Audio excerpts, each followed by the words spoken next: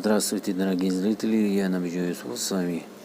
Дорогие друзья, подписываемся на канал и ставим лайки, потому что Душанбе самый красивый город в мире.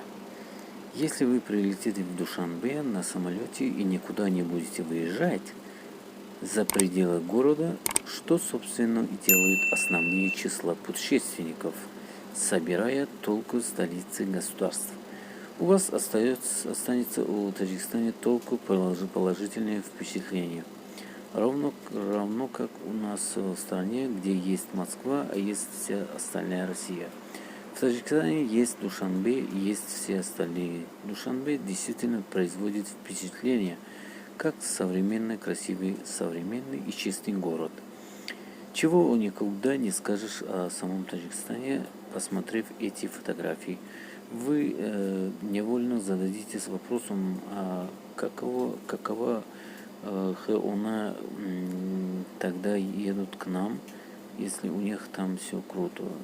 Не то, что Душанбе впечатляет сразу же, как только вы туда выехали. У нас это произошло ночью. Все светится, переливается, будто все электричество страны используется для подсветки города.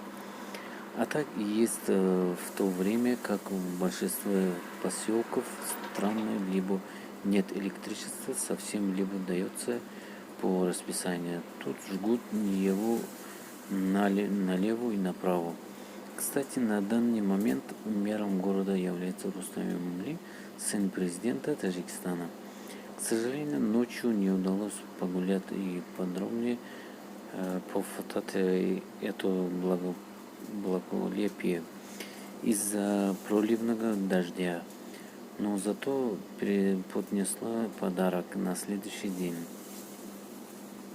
Любители старины будут разочарованы.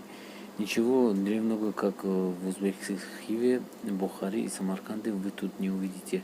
Максимум сталинки времен Советского Союза. Душанбе очень молодой город. До революции на его место было 3 небольших кишлака: Сары, Асия, Шахмазор и Душанбе. Кстати, Душанбе в переводе таджикского означает понедельник. Именно тогда в кишлаке был базарный день. В октябре 1924 года становится столицей автономной, а 1929 года столицей Союзной Республики. С тех пор начался его бурный рост, развитие. Проспект Рудаки, центральная улица Душанбе. Проспект усажен по периметру теннисными чинарами, под которыми приятно гулять даже в жаркую погоду. Летом многолетние чинари создают особую атмосферу. Присущую только Душанбе, говоришь чинари, подразумеваешь, что еще Душанбе называют городом тысячи чинар. Задание правительства Таджикской ССР в 40-46 ныне Маджлисе Оли, то есть